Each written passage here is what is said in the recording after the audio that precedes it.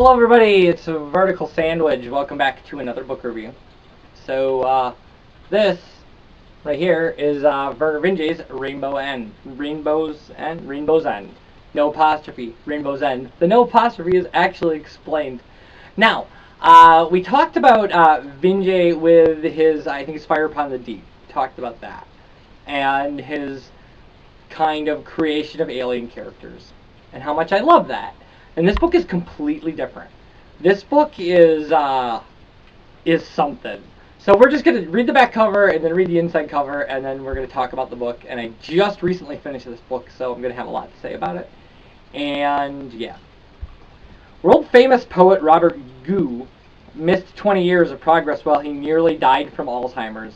Now when he awakens in San Diego in the year 2025 with his mind and health restored, reality is a shock. Books are just about gone. Computers are old news, replaced by smart contact lenses that connect him to the internet via his clothes and wireless nodes just about everywhere. Buildings look low rent unless you're wearing. Then they look like whatever you want. Even he is different. He's 75, but his treatment has made him look almost like a teen, and that's just the tip of the iceberg in the new digital age. As Gu tries to catch up with his future, a mysterious stranger draws him and other innocents into a conspiracy that could have disastrous consequences. Before he knows it, he's in so deep that even his high-ranking military son and daughter-in-law are clueless. His only hope, the world's only hope, is that his 13-year-old granddaughter Miri and her secret friend, Mr. Rabbit, might be able to keep the worst from happening. You just hold on with me for a second here, because, okay. So, then they were back indoors in the house. There was something about the brightness and the dry wind that swept these streets. Wherever this was, it made him wonder what he was doing tied down to a wheelchair. They toured around a couple more blocks, Kara fussed endlessly over him. Are you too warm, Robert? Maybe you don't need that blanket. The sun is going to burn your head, Robert. Let me tilt your cap down a little bit. At one point, there were no houses. It seemed that they were on the edge of a long slope. Kara claimed they were looking off towards the mountains, but all Robert could see was a hazy line of tan and faded ochre. They were nothing like the mountains that shouldered into the sky above Bishop, California, USA. Then they were back indoors in the house they had started from. Things were as dark and gloomy as ever, the room lights swallowed up in darkness. Kara's bright voice was gone. She was off to study for her classes, she said. No classes for Robert. The thug was feeding him. He still claimed to be Robert's son, but he was so big. Afterward, there was another ignominious potty stop, more like a police interrogation than a trip to the can. And then Robert was left mercifully alone in the darkness. These people didn't even have television. There was just the silence and the dim and faraway electric lights. I should be sleepy. He had a vague memory of nights fading off into years, of drowsing sleep that came right after dinner, and then later walking through strange rooms and trying to find home. Arguing with Lena. Tonight was different. He was still awake. Tonight he was thinking of things that had just happened. Maybe that was because he had made it partway home. Kara. So he hadn't found his folks' home on Crombie Street in the bedroom that looked out on the old pine tree in the little cabin he had built in its branches. But Kara was part of all that, and she was here. He sat for a long time, his thoughts slowly crunching forward. Across the room, a single lamp was kind of a whirlpool in the darkness, barely visible. The thug was sitting by the wall. He was talking to someone, but Robert couldn't see who. Robert ignored the guy and thought hard. After a while, he remembered something very scary. Carrie Gu had died in 2006. They hadn't said a word to each other for years before that.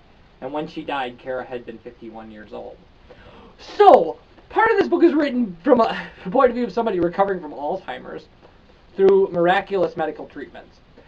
And as amazing as that is, and as amazing as what's really fundamentally spooky about this book is how close to where we are now it is the idea of contact lenses making you see a world with kind of internet overlays so that you can live in a Harry Potter novel if you see the right things, and that the world has become kind of interactive. Like an interactive internet landscape has been laid all over the entire globe, and that people wear contact lenses to see that. We're going there. Like, this is the kind of thing you think when you read this book, because you're like, this is not, like, 2025 might be a little early for something like this, but a little later, this is where the world will go. This is the kind of thing that, I mean, if you could wear a VR screen in your contacts, you're already at this book. So yeah, and then what happens is, the actual premise of the book is that the other story, there's like the B story is kind of about Robert Goo, he's the main character of the book, but the A story is about that an advertisement during like a soccer game or some sort of football match causes like a 3,000% jump in the in a product, and the CDC finds out that it was caused by that an advertisement activated a biological weapon that had looked like a harmless version of the flu, which means that there is a potential for some government is developing information triggered biological weaponry, and there's a group of people trying to figure out who it is, and they are trying to infiltrate. They figure out what lab it was developed at, and they're trying to infiltrate that lab. And so while the story is going on, this guy recovering from Alzheimer's and dealing with a kind of very slightly ultra-modern world, an ultra-modern world that is not far from the world we live in right now. There's also this series of government agencies trying to find out who has developed this weapon and why. And it's amazing. It is amazing. And the things that are going on, I mean, you have to, like, you read Deepness Upon the Sky or Fire Upon the Deep or whatever, the Fire Upon the Deep, I think it was. You read Fire Upon the Deep and you go, man, that guy's amazing at creating aliens. You read this book and go, like, wow, that guy's amazing at creating an Earth that we might see. There's a lot of stuff going on. At one point, this guy's at this park and this giant, like, velociraptor starts chatting with him about a job he needs him to do. It's so good. It eats his friends and then starts talking to him about taking on this job it needs done. So nice. Things like that.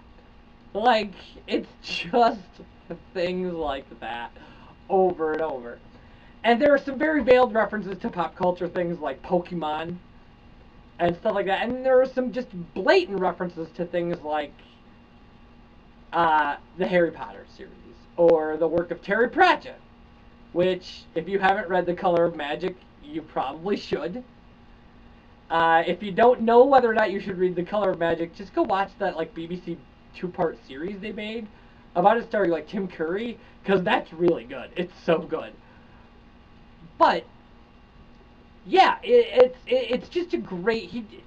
Vernor Vinge does a great job, an amazingly good job, of taking you to a place that's very believable and slightly terrifying, and giving you these characters. There's a lot in it about how this 75-year-old who has kind of come back from the dead and was at one point in time a famous poet is dealing with being in classes to kind of put him up to date with technology with kids who are like 13 who've lived their entire childhoods dealing with this technology, which is a lot about the way I feel having gone through high school when there were things like programming in BASIC or kind of some of these other people spending $1,500 on computers that had 1 gigabyte hard drives, and seeing a world today where all of the knowledge that we have is in a little thing that you hold in the palm of your hand that I refuse to buy or use because I like reading books. So, and I believe that my brain should be my smartphone. Yes, that's the thing you should know about me. I don't own a smartphone. I don't own any cell phone. I have a landline and an answer machine. So yeah, I mean, there's a lot of that about being kind of a relic out of place in time. And, which, by the way, don't get me wrong, I mean, I have a YouTube channel. I understand how the internet works. Like, I watch things on Twitch, and I could very easily tweet and do things like that. These things do not frighten me. I don't need them particularly, and that's me. I understand why people have them, and that's fine. Because I know everybody's reaction is, well, I wouldn't need to blah, blah, blah, or I don't think I'm better than anybody because I don't have those things. I just think that they further complicate my particular way I live my life. I like to restore two-man saws in my garage. Yeah, that's what I like to do. Yeah, I like my internet in one room in my house. So that being said, if you're watching this on mobile, thank you. All right. So yes, here is Rainbow's End. It does all these things great. It does a really good job of kind of roping you into this world that's believable. That's the thing about this piece of sci-fi, is it's very believable. It doesn't take place on any kind of crazy planet that you couldn't imagine, which, don't get me wrong, that stuff's really cool. It doesn't, there's nothing in this book that makes you think like, oh, self-driving cars is never going to happen. Like, no, we know that that's a thing that's going to happen at some point, right? We know that. Or like internet eye contacts, yeah, like that's not far-fetched for where we're at. Or recovery from kind of diseases or things that combat the aging process. These are things that are possible. They're possible and reachable.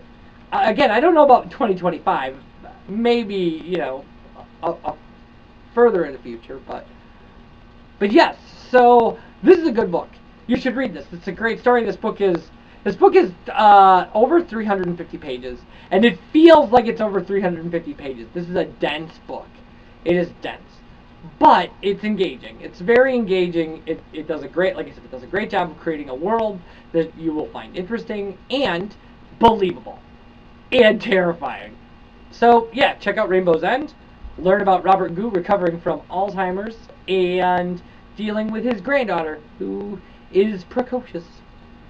So thank you for watching. This book is available wherever any books are sold, I think, or at least wherever Hugo Award winners from 2007 are sold. Wherever Hugo Award winners from 2007 are sold, you can find this book. So, yeah, I liked it. When we come back, we will be doing something else. I have entire piles of books just waiting to be reviewed. Really, battery life on my camcorder is the thing that holds me back. So I'll see you for a new session of these, and thank you for watching. Bye, everybody.